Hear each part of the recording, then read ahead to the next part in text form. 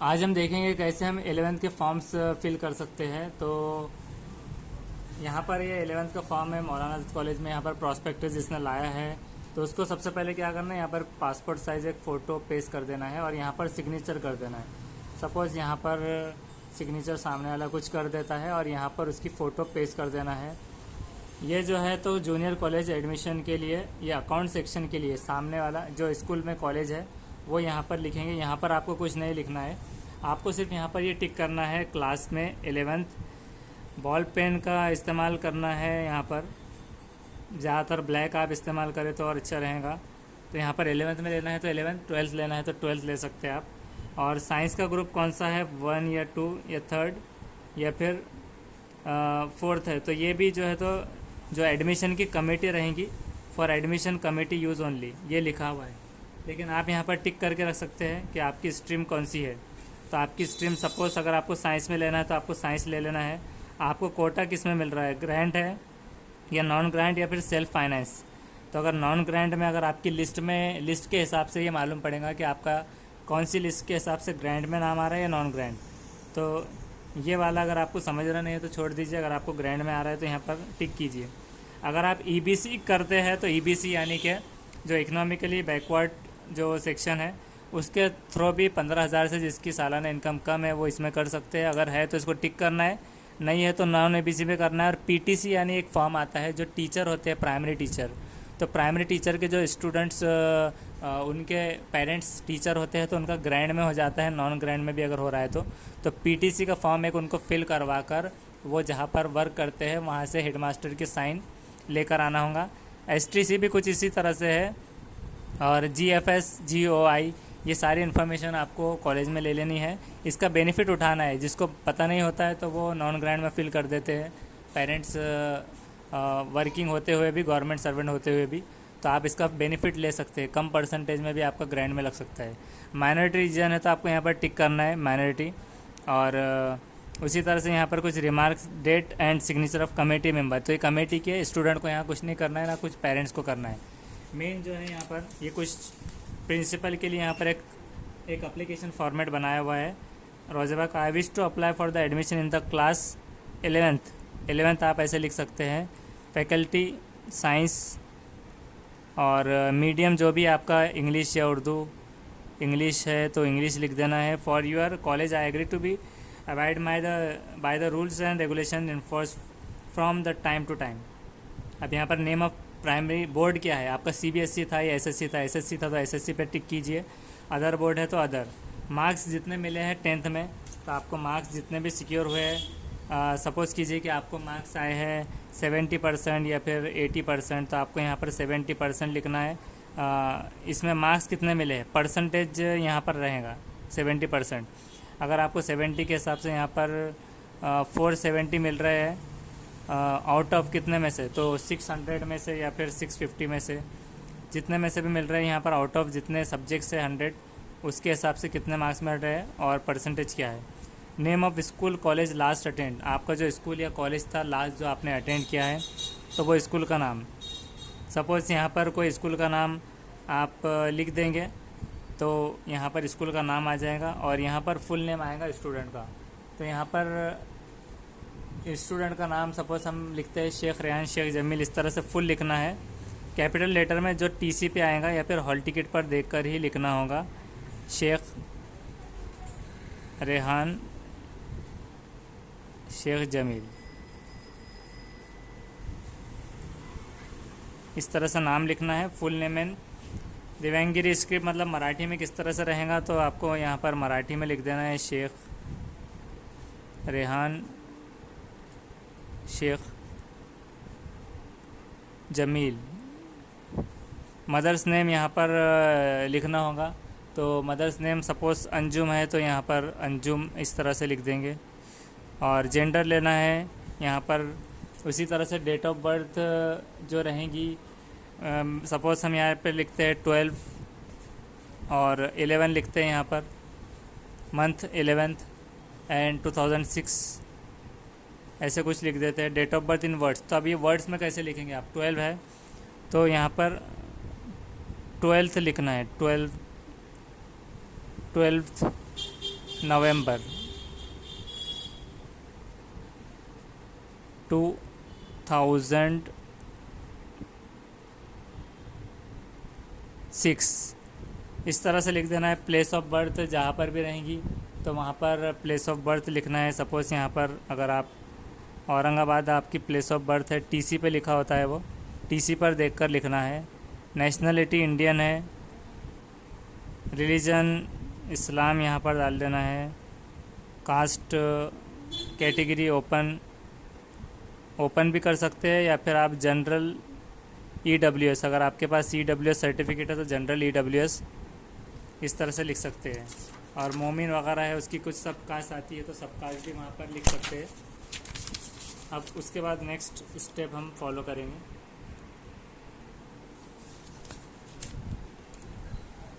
Next step में यहाँ पर है प्रोफेशन ऑफ फादर। फादर क्या करते हैं, तो फादर समझ लीजिए अगर बिज़नेस करते हैं तो बिजनेसमैन कर सकते हैं आप। यहाँ पर एनुअल इनकम कितनी है, अगर आप सपोज़ 15,000 डाल रहे हैं तो 15,000।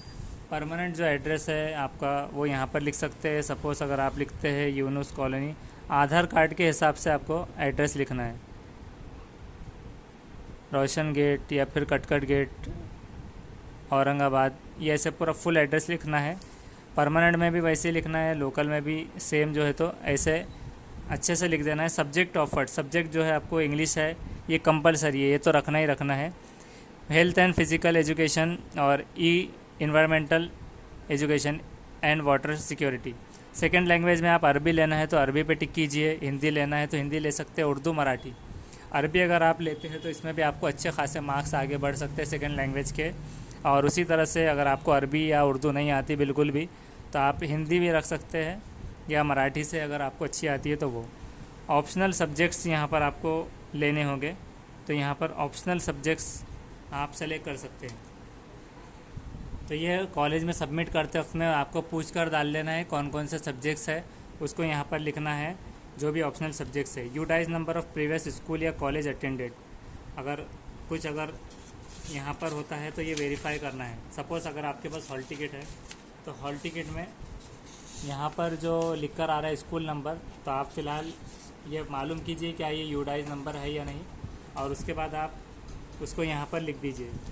तो हम यहाँ पर यूटाइज नंबर में ये लिख देंगे, जो भी कॉलेज का या स्कूल का नंबर होगा तो वो यहाँ पर हम लिख देंगे 601404। सपोज़ स्टूडेंट की आईडी फ्रॉम टीसी, स्टूडेंट की आईडी, टीसी और नेम ऑफ स्टूडेंट, ये इन्फॉर्मेशन रिक्वायर्ड है सरल डेटा में फिल करने के लिए स्टूडेंट की।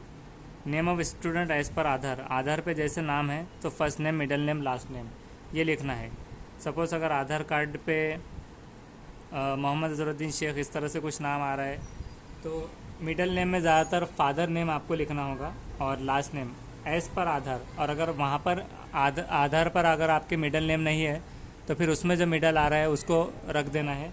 सरनेम जो भी खान शेख वगैरह रहेगा वो लिखना है। तो किस तरह से आ रहा है वो लिखना है, और उसके बाद आधार का नंबर यहाँ डाल देना है और व्हाट्सअप नंबर स्टूडेंट का। यहाँ पर ईमेल आईडी आ जाएंगी स्टूडेंट की, और यहाँ पर सिग्नेचर रहेंगी स्टूडेंट की। तो इस साइड में स्टूडेंट सिग्नेचर कर लेगा और यहाँ पर कॉन्टैक्ट नंबर लिख देना है। कॉन्टैक्ट नंबर सपोज़ यहाँ पर 10 डिजिट्स का इस तरह से लिख देना है। Name and sign of parents, अब पेरेंट्स की यहाँ पर साइन लेना है। यहाँ पर पेरेंट्स की साइन आ जाएंगी और उनका कॉन्टैक्ट नंबर आ जाएगा 10 डिजिट। अब उसके बाद यहाँ पर लिविंग सर्टिफिकेट है, टीसी, आप जो जो दे रहे हैं ओरिजिनल आप क्या क्या दे रहे हैं तो उस पर आपको टिक करना है। अगर आप टीसी दे रहे हैं तो यहाँ पर टिक कीजिए, जेरोक्स कॉपी उसकी एक दे रहे हैं तो जो भी दे रहे हैं या फिर इस पर भी टिक करना होगा जो चीज़ नहीं है। अगर आपके पास अभी टीसी नहीं है तो जेरोक्स कॉपी पे टिक कर दीजिए, इस पर टिक नहीं करना है। और मार्क्स मेमो प्रीवियस एग्ज़ाम का जो भी रहेगा तो वो मार्क्स मेमो अगर आप ओरिजिनल दे रहे हैं तो ओरिजिनल पे टिक कीजिए, नहीं तो जेरोक्स कॉपी पर भी आप कर सकते हैं। आधार कार्ड आपके पास है तो वो आपकी जेरोक्स कॉपी देना होगा, ओरिजिनल नहीं। कास्ट सर्टिफिकेट अगर है तो जेरोक्स है तो जेरोक्स, एलिजिबिलिटी सर्टिफिकेट, जो भी चीज़ें ये चीज़ें वहाँ पर देते वक्त में ये तो ओरिजिनल लगेगा और उसकी जेरोक्स कॉपी अगर लगती है अलग अलग सेट बनाइए, जहाँ पर भी वो जो चीज़ की ज़रूरत पड़ेगी वो आप यहाँ पर दे सकते हैं। और उसी तरह से EBC वगैरह जो भी आप फॉर्म दे रहे हैं उसकी ओरिजिनल कॉपी। तो ये एक फॉर्म हो गया इसका। दूसरा फॉर्म इस तरह से है। इसमें जो फॉर्म आएगा तो यहाँ पर है, जैसे सपोज़ आपको जो भी फील्ड लेनी है, जैसे कि साइंस लेना है, अब फुल नेम स्टूडेंट का कैपिटल लेटर्स में, तो फुल नेम यहाँ पर इस तरह से हम लिख देंगे, जैसे कि मिसाल के तौर पे शेख रेहान,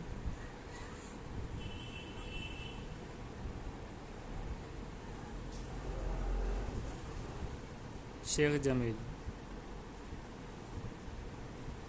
ये ऐसा नाम लिख देंगे। जेंडर में लिख देना है मेल, और डेट ऑफ बर्थ लिखना है।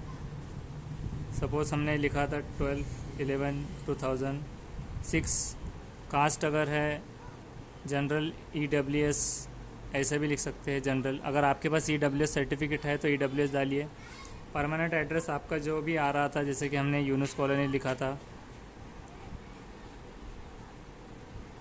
और इसे सब अगर आप कैपिटल में लिखे तो और अच्छा रहेगा। ईमेल आईडी जो भी है xyz@gmail.com,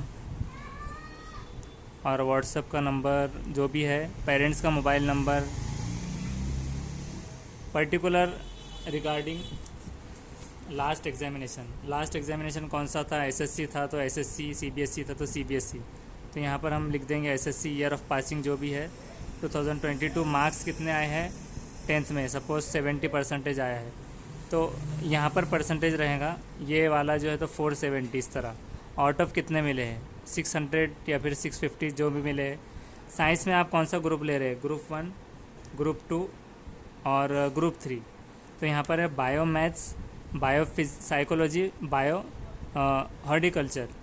तो यहाँ पर बायोफोकल में आएगा हॉर्टिकल्चर। तो बायो मैथ्स मेडिकल और इंजीनियरिंग दोनों अगर रखना है तो इस पर टिक कर सकते हैं। अगर आपको सिर्फ आपको ये ग्रुप रखना है, ग्रुप 2, तो ये रखना है। तो उसी तरह से यहाँ पर जो पहला फॉर्म हमने फिल किया था तो साइंस में ग्रुप वो 2 हो रहा है, तो 2 पर टिक भी कर सकते हैं, या फिर वो एडमिशन पर्पस में वहाँ पर पूछ कर लेना है। अब ग्रुप 4 जो है टेक्निकल, अगर कोई बायोफोकल लेता है टेक्निकल MCBC वगैरह टाइप में, तो उस तरह से कंप्यूटर साइंस भी रख सकता है उसके अंदर, अगर वो बायो फोकल के थ्रू में लेना चाह रहे हैं एडमिशन। तो बायोफोकल से ज़्यादातर कम होता है, तो यही चलता है ज़्यादातर, बायो मैथ्स या फिर बायो साइकोलॉजी, या फिर सीधा अगर इंजीनियरिंग वगैरह का करना है तो यहाँ पर से बायोफोकल से टेक्निकल, इलेक्ट्रॉनिक्स, कंप्यूटर साइंस, ये सारे सब्जेक्ट्स ले सकते हैं।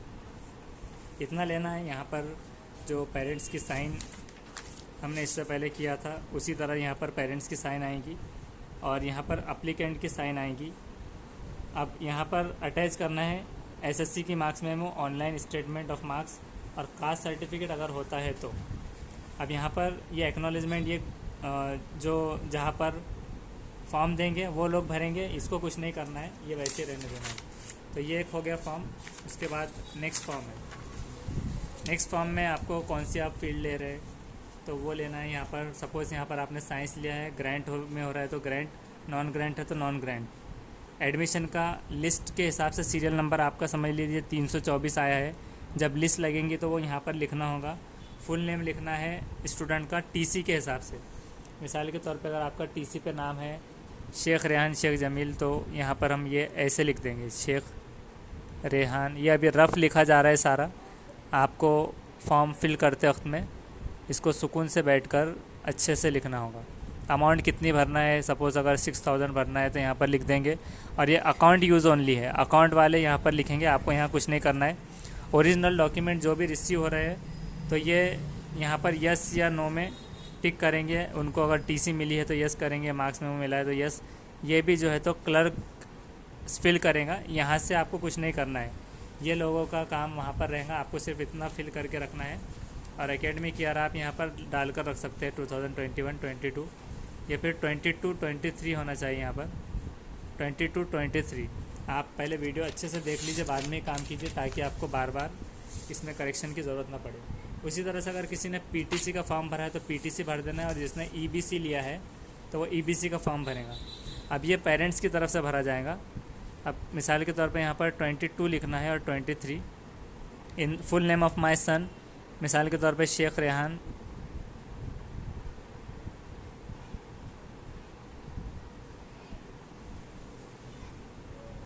और शेख जमील, ये ऐसे लिख देंगे।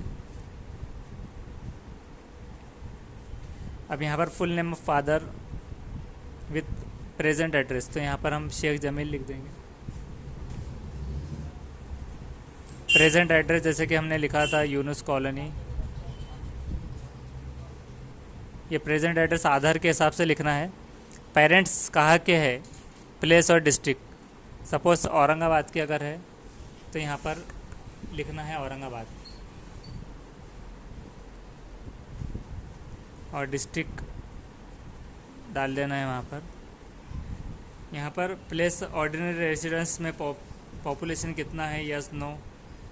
तो यहाँ पर पॉपुलेशन अगर ज़्यादा है 10,000 से तो यस करना है या फिर नो, इस पर बाद में आप टिक कर सकते हो। Name and address educational institute का क्या है और अटेंड प्रीवियस ईयर कहाँ से किया है, तो पिछला जहाँ पर भी स्कूल का नाम होगा तो वो वहाँ पर आप डाल सकते हैं। Educational institution during the current year and standard class studying. यहाँ पर इंस्टीट्यूट का यहाँ पर अटेंडेड लिखा हुआ है, अटेंडेड यानी कि जहाँ पर से आपने अटेंड किया है, तो स्कूल का नाम डालना होगा यहाँ पर। Name and address of educational institute attended during the previous year, तो प्रीवियस ईयर था 2021-22 इस तरह से था। और एजुकेशनल इंस्टीट्यूट का नाम विथ एड्रेस लिखना है, तो यहाँ पर आपको छोटा सा, जैसे कि मिसाल के तौर पे XYZ स्कूल रोशन गेट, और इस तरह से लिख सकते हैं आप ये पूरा। अब उसके बाद name of educational institution join during the current year and standard studying मतलब ये जो पढ़ रहे हैं, तो स्टैंडर्ड इसको 11th कर दीजिए। क्लास यहाँ पर ब्लैंक रहने दे सकते हैं क्योंकि फ़िलहाल में इतना चल जाएगा। और वेदर पास एंड प्रोमोटेड, तो पास हो गए तो पास पर टिक कर देना है। अब नेक्स्ट पेज पर जाएंगे EBC के। अब नेक्स्ट है whether the people has joined any other educational institute during the current year, कहीं और एडमिशन लिए क्या, तो नो। और यहाँ पर कोई अगर लिए है तो उसका नाम लिखना है, और नहीं लिए है तो यहाँ पर NA भी लिख सकते हैं आप, नॉट एप्लीकेबल, अच्छे से लिखना है उसको। Whether applied for this free education studentship in such education institute, कहीं पर आपने फ्री स्टूडेंटशिप के लिए अप्लाई किया है कि एजुकेशनल इंस्टीट्यूट में, तो इसको अभी ब्लैंक रहने दीजिए, वहाँ पर पूछ लेना है।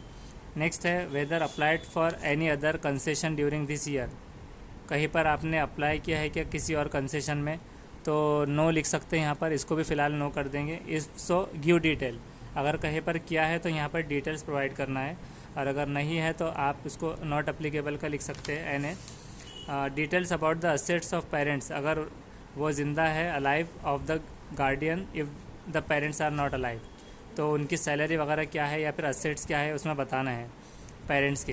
तो यहाँ पर सैलरी कितनी है ऑल अलाउंसेस का मिलकर, तो सपोज़ 15,000 है साल की, एरिया ऑफ लैंड, शहर उनका, ज़मीन कितनी है, कितनी एकर्स वगैरह जो भी होंगी, अगर नहीं है तो आप NA लिख सकते हैं, है तो वहाँ बता सकते हैं। एनुअल लैंड रेवेन्यू असेसमेंट, अगर ज़मीन का कुछ पैसा आता है या फिर उसकी एक वो निकलती है अमाउंट, तो यहाँ पर कर सकते हैं, लिख सकते हैं। रेंट से वगैरह से रह रहे हैं तो इसको NA कर दे सकते हैं आप। If the parents are not alive, अगर पेरेंट्स अलाइव नहीं है, इफ़ दे आर अलाइव और ऑफ द गार्डियन, जो संभाल रहे हैं उनका, ये डिटेल्स है पेरेंट्स की। एक बार ये फिर भी पूछ कर लेना है कॉलेज में। अदर इमूवेबल प्रॉपर्टी, और कोई प्रॉपर्टी है क्या, जैसे कि income from annual rent of house, कोई प्रॉपर्टी जहाँ से रेंट वगैरह आता है, तो ये सब भी अगर नहीं है तो उसको NA कर दीजिए। Income from other sources like shop, dividend, shares, bonus, कोई अगर शेयर से आता है कैपिटल या फिर शॉप से आता है, तो सोर्स क्या है, मिसाल के तौर पे किसी की अगर शॉप दी हुई है तो वो वहाँ पर लिख सकता है शॉप, और नहीं है तो NA लिख दीजिए। शॉप है तो उसकी इनकम कितनी आती है, सपोज़ 5,000 रुपीज़ आती है तो लिख सकते हैं, और नहीं है तो NA कर दे सकते हैं, तो ये NA कर देना है। नेक्स्ट है डिक्लेरेशन, जो इनकम रहेगा EBC के लिए, ये इस तरह से लिखा है कि टू बी फिल्ड अप्लीकेंट के पेरेंट्स के तरफ से कि जॉइंट फैमिली में ड्यूरिंग 22-23 में RS कितने हैं, since it does not exit 15,000, तो 15,000 से ज़्यादा नहीं होने चाहिए, यहाँ पर आ रहा है। माई सन डॉटर इस, जो सन है तो सन पर टिक कर देना है, यहाँ पर डॉटर है तो डॉटर पर, is eligible to receive free studentship during the current academic year. अब ये यहाँ पर अप्लीकेंट के गार्डियन से लिखाना ज़रूरी है कि I solemnly declare that the net income of my ward मतलब सब कट कटा के जो नेट इनकम है वो पेरेंट्स की या ब्रदर सिस्टर से सारी जॉइंट फैमिली के हिसाब से रिस्पॉन्सिबल रहेंगे उसके मेंटेनेंस और एजुकेशन के लिए सारे सोर्सेज से। तो 2022-23 के हिसाब से टोटल जा रही है 15,000। Since it does not exit I am eligible for free studentship. ये 15 से ऊपर नहीं है और मैं इसके लिए अप्लाई कर रहा हूँ। तो ये अप्लीकेंट के गार्डियन से है और to be filled in when the applicant is pupil. तो अगर अप्लीकेंट भर रहा है तो यहाँ पर ये अप्लीकेंट की तरफ से है कि I solemnly declare my net income and my parents की, सबकी किसी की नहीं है, और रिस्पॉन्सिबल रहूँगा फैमिली ड्यूरिंग वॉस 22-23 के हिसाब से पूरी सारी इनकम मिलाकर 15,000 हो रही थी या 14,000 13,000 भी लिख सकते हैं, जो कि 15,000 से बढ़ नहीं पा रही, ज़्यादा नहीं है और मैं एलिजिबल हूँ। अब ये आए फादर या मदर, फादर है तो फादर का नाम लिख सकते हैं, मिसाल के तौर पे शेख जमील। तो यहाँ पर शेख जमील डालना है। जो भी फादर है या मदर लिख रहे हैं मदर का लिख सकते हैं, गार्डियन का। ये इन्फॉर्मेशन सही है। और आई माई सन डॉटर, जो भी है माई सन लिख देना यहाँ पर। Ward has not joined any private tuition classes, उन्होंने किसी ट्यूशन क्लास को भी नहीं ज्वाइन किया है। और जहाँ पर फ़ीस चार्ज की जा रही है और मैं अवेयर हूँ रूल्स के कि अटेंड करूँगा कोई ट्यूशन क्लास जहाँ पर ट्यूशन फ़ीस चार्ज की जा रही है कोर्स की, तो concession of free studentship withdrawal हो सकती है और मैं अंडरटेक करता हूँ इंटीमेट करने के लिए स्कूल को फैक्ट इमीडिएटली। इसके बाद अब नेक्स्ट फॉर्म देखना है। नेक्स्ट उसके बैक साइड का फॉर्म है, I understand to refund twice the amount. 2 मरतबा मैं पे करूँगा, सन या डॉटर या वार्ड माई सेल्फ अगर रिसीव हुए। और स्ट्रेंथ डिक्लेरेशन की फ्री स्टूडेंटशिप में गवर्नमेंट सब्सिक्वेंट फाइंड करती है अगर नेट इनकम ज़्यादा हो रही है, अगर ऐसा कुछ मालूम पड़ता है तो मैं डबल फीस भर सकता हूँ, भरूँगा। और मैं सन को फॉल्स डिक्लेरेशन की वजह से, ये सारा है यहाँ पर सिग्नेचर या थंब रहेगा मदर का। सिग्नेचर आती है तो सपोज़ यहाँ सिग्नेचर, यहाँ पर प्लेस रहेंगी, प्लेस सपोज़ यहाँ पर औरंगाबाद है। Father mother